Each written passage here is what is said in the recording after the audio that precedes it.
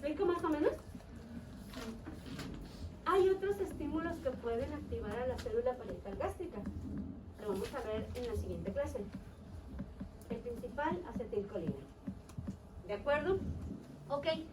Conforme baja el pH por incremento de la producción de ácido clorhídrico, este pH desciende hasta lo que viene siendo 1.5. Y aquí me salté un paso. ¿Ok? ¿Por qué? Porque antes de estimular directamente la célula parietal gástrica, ojo, voy a corregir. ¿Listo? Voy a corregir. Me salté un paso. Esta inervación se da sobre un tipo de células especiales en el estómago llamadas células G. Ah, ¿verdad? Y nadie dijo nada. Ven que la química se está tropezando y se está escupiendo las muelas y nadie se atreve a corregir. ¡Ey! Yo me puedo equivocar. Ustedes me pueden corregir. ¿Sale? Y no tengan miedo de hacerlo. Por favor. Mande. Ok. Recibes un estímulo detectado el sistema nervioso. ¿Estás de acuerdo? Sí. El sistema nervioso responde a ese estímulo a través del sistema parasimpático, liberando acetilcolina en sus terminales nerviosas. Sale. Las células G están inervadas por terminales nerviosas parasimpáticas. Quiere decir que cuando le llega acetilcolina, la célula gástrica libera una hormona de origen proteico llamada esto, ahora sí. Porque no me habían dicho nada, ¿eh? Si no me doy cuenta yo, ustedes me dejan seguir en el mundo de los perdidos. Gastrina. O le voy a poner así H de hormona, gastrina, ¿ok? Y la gastrina estimula a la célula parietal gástrica para que se active la bomba de protones e incremente la producción de ácido clorhídrico. ¿Ahora sí? ¿Vamos bien hasta aquí? Bien. Este descenso de pH, esta producción de ácido clorhídrico me va a generar dos cosas. Ahorita a nivel de digestión. Uno, ayuda a transformar el pepsinógeno, enzima inactiva en su forma activa, llevándome al inicio de la digestión de proteínas a nivel gástrico. ¿Sí? Si yo tengo mi pH en 3, el pepsinógeno se mantiene inactivo. Si se activara, se iría sobre las paredes gástricas y todo el tiempo tendríamos úlceras. ¿Sí me explico? Ok. Entonces necesito bajar todavía más el pH para lograr que una pequeña parte del pepsinógeno se modifique por pH, se transforme en pepsina y con un poquito de pepsina que yo tenga es capaz de retroalimentar el resto de la activación del pepsinógeno. Es como si hiciera un efecto dominó. Ya tumbaste una flechita, vas con las demás. ¿En qué momento se activan las células superficiales? A eso vamos, pero voy primero ahorita con esto y luego vamos con las otras. ¿Sale? Bien. Entonces, ya empecé a degradar lípidos, triglicéridos, ya empecé a degradar proteínas, pero estoy dejando pequeñas cadenas, no estoy dejando aminoácidos libres, ¿ok? Química me perdí un poquito donde cambia el pH a 1.5 y Ajá. no activa Va. el pepsinógeno. Basal 3, ¿ok? Recibes el estímulo neurológico. Imaginas, hueles algo, saboreas algo, ¿ok? Liberas acetilcolina vía terminal nerviosa hacia célula G. Cuando se estimula de esta célula G, ahora lo que va a hacer es liberar gastrina. ¿De acuerdo? Esta gastrina estimula la célula parietal. Recuerda que son varias células las que conforman la cavidad gástrica. Y esta célula parietal gástrica contiene un mecanismo bioquímico llamado bomba de protones. Se activa por efecto de la gastrina y empiezas a incrementar la cantidad de ácido clorhídrico. Si tú subes la cantidad de ácido, ¿qué pasa con el pH? Baja, van a la inversa, ¿se acuerdan? Ok, eso hace que el pH basal de 3 empiece a disminuir 2.9, 2.8, 2 hasta 1.5. ¿Por qué usualmente no baja más allá de 1.5? Porque un pH muy ácido, acuérdense que puede afectar la estructura terciaria y cuaternaria de una proteína, ¿sale? Y la gastrina es una hormona de origen proteico. Este descenso de pH autolimita la producción de ácido gástrico para evitar que tengas una gastritis por exceso de acidez. Es un mecanismo normal. Entonces, ¿por qué desarrollamos gastritis? Pues por lo que comemos. ¿A quién le gustan los churros locos? Los tostilocos. ¿Quién toma Coca-Cola? ¿Quién toma refresco? La Coca-Cola tiene un buen de ácido fosfórico. ¿Sí? Los refrescos tienen un buen de ácido carbónico. Es ácido extra del que ya está formando tu célula parietal gástrica. ¿Y en qué momento, en este caso, la hormona dice hasta aquí voy a dejar de estimularla? Mira, cuando llegas hasta aquí, Ajá. 1.5, este 1.5 ya es un pH de alerta. Ajá. Te puso en azul, activación. ¿Ok? Pero este pH te inactiva la gastrina. Y ahí te autolimita el descenso de pH. Ya está bajo. Si se baja más, te puedes ulcerar. Ahora, ahí te va. ¿Qué les dicen cuando mastican chicles sin haber comido? Uno, te da más hambre. Y dos, Pues empiezas como a ¿qué te sugerir, dicen? ¿no? ¿Por qué no debes masticar chicles sin haber comido? Porque le hace pensar al estómago que estás a punto de meter alimento. Y si le hace pensar al estómago que estás comiendo, ¿qué va a producir? Pues baja el pH, ¿no? Bajo pH. Y si no tienes en dónde quemar ese ácido, ¿sobre quién se va a ir? Sobre las paredes gástricas. ¿A quién va a desgastar en primera instancia? A la capa de glucoproteína llamada mucina, que es la capa de protección. ¿Sí? Y si tú sigues masticando chicle todo el día, porque quieres bajar de peso y masticando el chicle te hace pensar como que algo comes, ¿sale? ¿Qué va a pasar? Que ese pH se va a mantener bajo, hasta 1.5 no va a bajar más. Pero como no tiene en dónde quemarse en proteínas que hayas comido, va a desgastar la capa de mucina y luego se va a ir sobre las proteínas de la capa muscular de tu estómago y empiezas a generar úlcera. Cuando desgastas la capa de mucina y empiezas a agredir las células musculares del estómago con el ácido, se van a inflamar. ¿Cómo se le pone o cómo se le llama a cualquier proceso inflamatorio? ¿Qué terminación le pones a la palabra? ¿Y a qué se está inflamando? ¿Intestino, estómago o qué? Estómago. ¿Cómo se le llama al estómago? Cavidad gástrica, ¿verdad? O saco gástrico. ¿Estás inflamando el saco gástrico? Ponle la terminación. Ahí está. Y si le sigues así, vas a tener un proceso inflamatorio tan severo que vas a llegar a ulceración. ¿Me explico más o menos? ¿Sale? Ok. ¿Qué estamos haciendo aquí? Bueno, mira. De todas las grasas que tenías, ya empezaste a hacer los triglicéridos un poquito más cortitos. Les quitaste algunos ácidos grasos. En el estómago, a un triglicérido, que lo vemos así como una E. El glicerol, enlaces tipo éster, ácido graso. Un glicerol y 3 ácidos grasos, ¿sale?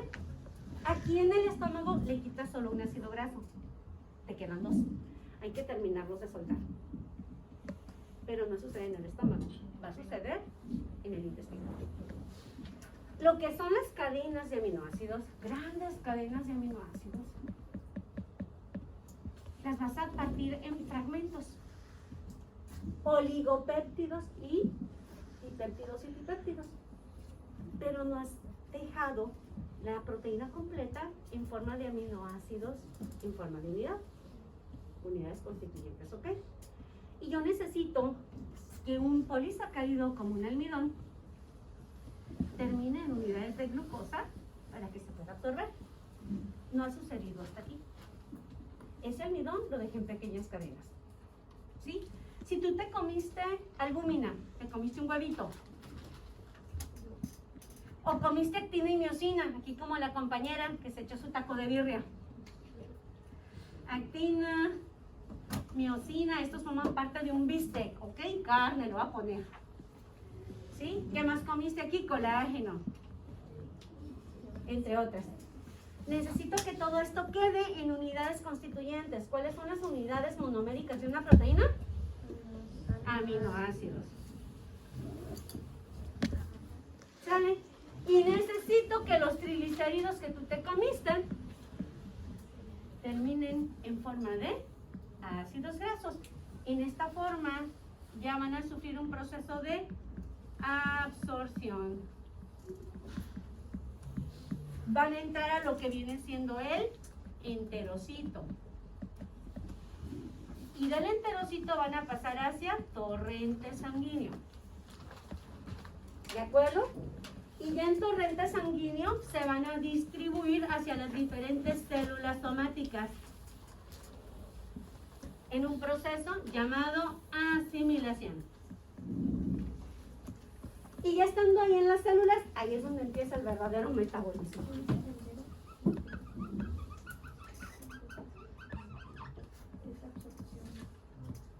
Ahí es donde empieza el grueso del metabolismo.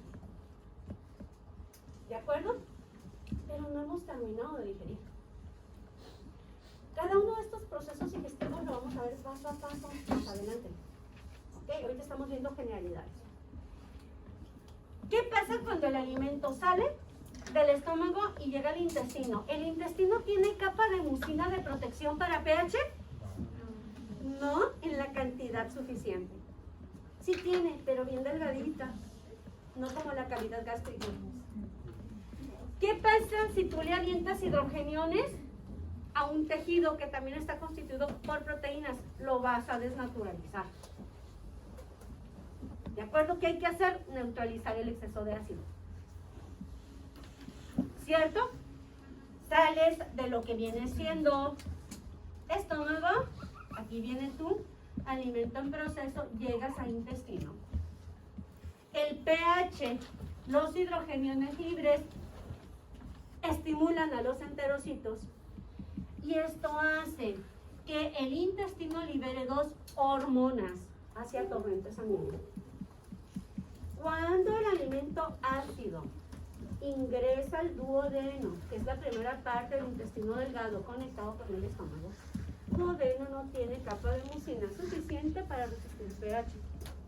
¿Qué pasa entonces? Esos excesos de hidrogeniones empiezan a agredir a lo que viene siendo las paredes intestinales.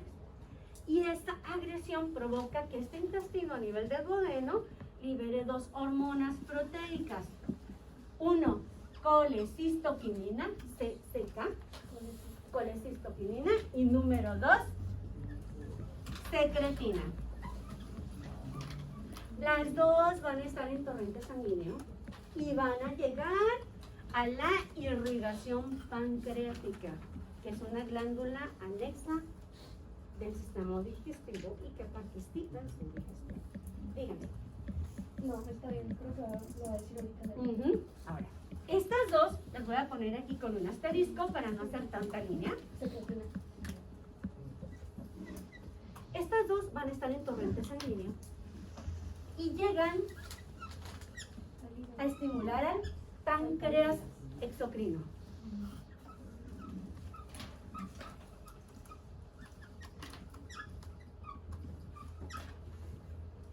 Especifico páncreas exocrino porque es el que produce una secreción que va a mandar fuera de este órgano a otro órgano inmediatamente.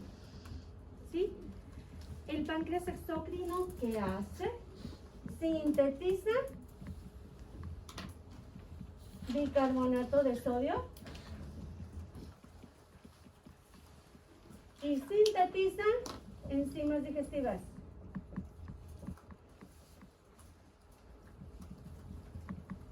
¿Cuáles?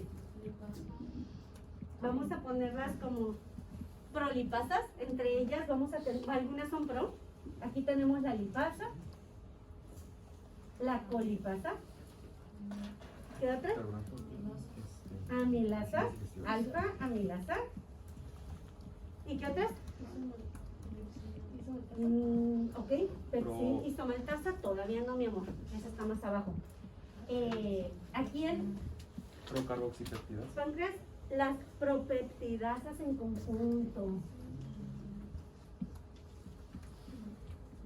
Que son, las voy a mencionar ahorita, pero las vamos a retomar en digestión, ¿ok? Las propeptidasas, ojo, son simógenos. Si yo les pongo pro, son simógenos, ¿ok? Y estas propeptidasas se sintetizan aquí en el páncreas, pero se activan hasta que están en el intestino. De esta manera evitan autodigerir el páncreas. ¿Sale? Tenemos muchos candados de control fisiológico. Dentro de las propeptidasas, la Procarboxipeptidasa. carboxipeptidasa, ¿qué otro? Proelastasa. ¿Qué otro? Tripsinógeno. ¿Qué otro? Quimotripsinógeno. Están en páncreas, pero están inactivas. ¿Sale? ¿Sabes qué es una enzima inactiva? Porque termina en ógeno o porque tiene como prefijo pro. Química que dice abajo de colipasa. Colipasa alfa amilasa. Y también sintetiza lo que viene siendo para lípidos, fosfolipasa y lo que viene siendo la colesteriliesterasa. Y empezamos a jugar con las enzimas para que les pierdan el miedo. Las enzimas te dicen sobre quién actúan y qué hacen. Todas las lipasas se van sobre triglicéridos, ¿ok? ¿Qué hará la fosfolipasa? ¿Fosfo qué? Fosfolípido. Hasta enzima que degrada fosfolípidos. ¿Sale? Colesteriliesterasa. ¿Sobre quién actuará? Sobre los ésteres de colesterol. ¿Sale? Entonces, conforme vayamos estudiando bioquímica, nos vayamos topando con un mundo de enzimas, no se me cierren a primera instancia, porque usualmente la enzima te dice sobre quién actúa y qué le hace. Y toda terminación, hasta, salvo algunas excepciones, en bioquímica significa enzima. Y si te vienes ógeno, significa enzima inactiva. ¿Sale? Entonces estos detallitos nos van a facilitar más las cosas. Ok, cuando empieza a llegar el alimento al intestino delgado, libera dos hormonas que dijimos que ¿cuáles eran? Secretina y colecistoquinina. Ok, la TCK estimula la liberación de bicarbonato de sodio. Principalmente. También estimula la liberación de las otras enzimas, ¿ok?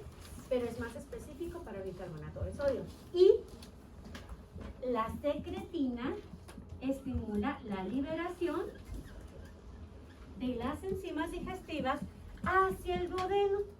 El páncreas está conectado con un tubo que conecta también al hígado, colédoco. Y ahí en el colédoco se conecta ya para pegarse con el duodeno el páncreas. ¿De acuerdo? Y a través de esta conexión te manda aquí todas las enzimas. Entonces todas esas enzimas las voy a tener aquí, vaciadas en el duodeno y revolviéndose con el alimento y activándose y empezando a digerir. La secretina promueve la liberación de las enzimas pancreáticas. ¿Sale? Luego, ¿qué pasa? Ok, ya tengo aquí en el intestino, aquí en este espacio, alimento en proceso de digestión proveniente del estómago y el montón de enzimas pancreáticas y se están revolviendo porque ahí tengo movimientos peristálticos. ¿Sale? ¿Qué quiere decir? Que a lo largo de estos 7 metros aproximadamente del intestino, las enzimas pancreáticas van a estar activas y haciendo su acción sobre los alimentos que consumiste. ¿Y qué van a liberar a lo largo? Dipéptidos, tripéptidos, es decir, cadenitas de 2 aminoácidos, cadenitas de 3 aminoácidos, y se van a ir liberando finalmente disacáridos. Hasta allá vamos a llegar. ¿Sale? Por acción de las enzimas pancreáticas, Estas van a dejar básicamente las que ya me dejan moléculas casi digeridas, serían para carbohidratos y para proteínas. Disacáridos y dipéptidos y tripéptidos. Pero hay un detalle. Para que yo pueda absorber los nutrientes, tienen que estar en forma de monómeros. ¿Cuál es el monómero principal de un carbohidrato? El monómero representativo de los carbohidratos, del cual obtienes energía. Carbohidrato. Carbono. Carbohidrato, unidad monomérica, no átomo que lo constituye. ¿Cuál es la unidad monomérica que integra carbohidratos complejos? La principal, la obtienes para obtener energía metabólicamente. Y si no lo puedes manejar, desarrollas una enfermedad llamada diabetes mellitus. Glucosa. Glucosa. ¿Cuáles son los principales monosacáridos o monómeros que tenemos? Uno, glucosa. ¿Cuál otro? Lactosa. Ese es disacárido. Está la doctora Caballero. ¿Eh? Pasa, Disculpe, nada más ver cuántos caben todos. falta uno. Tengo un piloncito. Ok, los vamos a invertir. El C con el ok en la siguiente clase. Ok, ¿en salón? Ajá, nada más que se cambie. ¿Sale? Es decir, ¿el E dónde está? El E es el. Espérame, Ay, C. El C con el segundo E. 209. 209. Ok, de acá, ¿verdad? Los que habíamos visto ahorita, ¿con qué fue el grupo? ¿Dónde está? Sí, como con miedo. ¿Dónde está?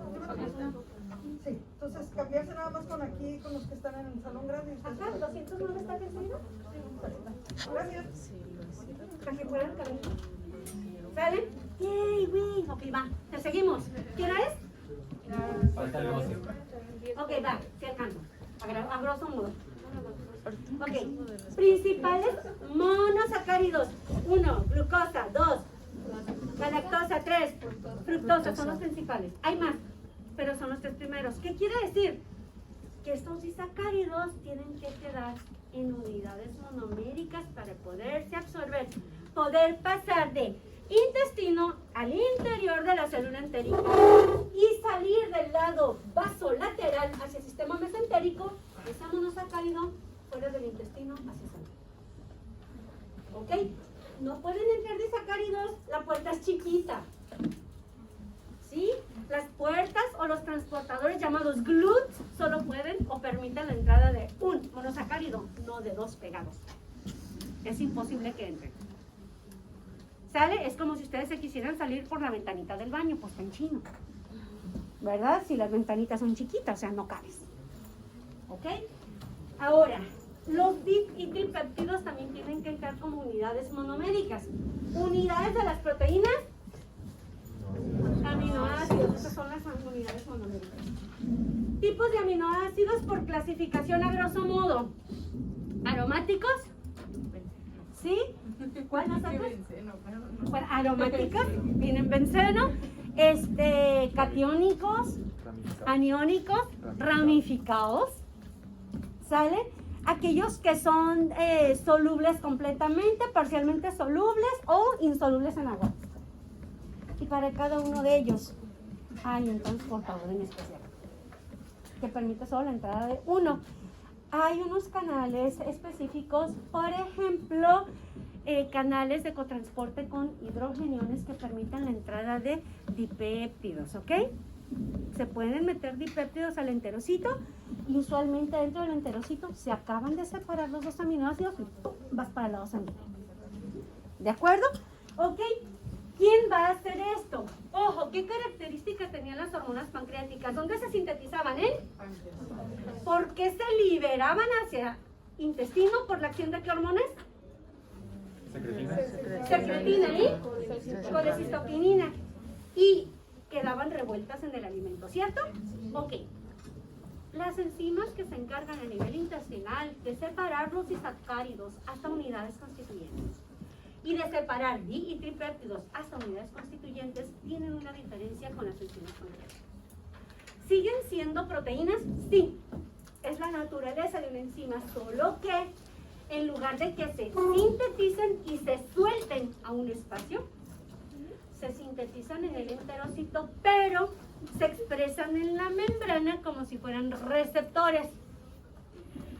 Si todas estas mesas son un enterocito, los que están en la orilla pasan una o saquen un brazo hacia afuera. Así, exacto. Sale. En tu código genético, en esas células, se producen estas enzimas y se posicionan en su membrana. Nunca se sueltan al espacio, al hueco. Entonces, el alimento que hace va avanzando por movimientos peristálticos. Al mismo tiempo se va digiriendo por las enzimas pancreáticas. ¿Salen? Y se van liberando dipéptidos. Por ejemplo, topas con esta dipeptidasa lo que va a hacer es separarlo. Ahí está, me los deja libre y hace que en la siguiente célula entren al interior por diferentes transportadores. Pásalo hasta el otro lado, ya separados como aminoácidos, y luego hazle un hoyo a la pared, mándalo para afuera, ¿no es cierto? Lo pasas a torrente sanguíneo. ¿Me explico? Y lo mismo sucede con las disacaridasas, que son específicas. Si la alfa-amilasa ya me dejó disacáridos, van a ver expresadas diferentes disacaridasas, de tal manera que conforme los disacáridos específicos chocan, interactúan con su disacaridasa en específico, lo separa, me deja monosacáridos libres e igual entran a través de un GLUT al enterocito. El enterocito se va a quedar con cierto porcentaje de nutrientes porque necesita energía para funcionar, y el resto, órale, lánzalo por la ventana. No es cierto, porque vas por él. ¿Ok? Lo mandamos a torrentes. ¿Sale? Entonces, estas lo que van a hacer es monómeros que posteriormente van a pasar a torrente sanguíneo, que posteriormente van a entrar a células, y aquí se van a metabolizar. ¿De acuerdo? Ese es un proceso general. ¿De acuerdo? Ahora, ¿para qué me sirve el hígado? Ay, ese hígado, ¿para qué no sirve? Preguntaríamos. Pero en este caso específico, básicamente la colecistoquinina, aparte de estimular al páncreas, también estimula específicamente al hígado a nivel de la vesícula biliar, que es esta colita verde. En esa colita verde se almacenan sales biliares. ¿De acuerdo? ¿Dónde se sintetizan? En el hígado. ¿A partir de qué lípido cíclico que no se usa para la obtención de energía? Y que si está acumulado te puede condicionar aterosclerosis y fallos cardíacos. Colesterol. Eso, colesterol. El colesterol a nivel hepático se transforma en sal biliar y se guarda en la vesícula biliar.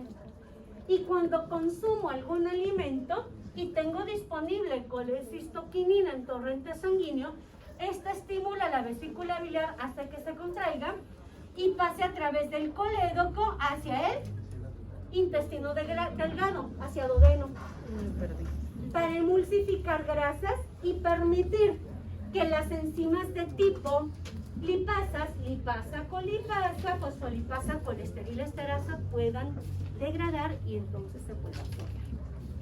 ¿Ok? Esto es en forma general el mecanismo fisiológico asociado con bioquímica ligera de lo que es el proceso digestivo. ¿Sale? Clase de mañana. Tipos de células gástricas y su función. Mañana, tipos de células gástricas y su función. Bomba de protones gástrica. Y secretagogos. Secretagogos. ¿Qué son? ¿Para qué sirven? Básicamente. Para activar, perdón. Sí. ¿Qué estás preguntando? Sí, lo vamos a realizar mañana.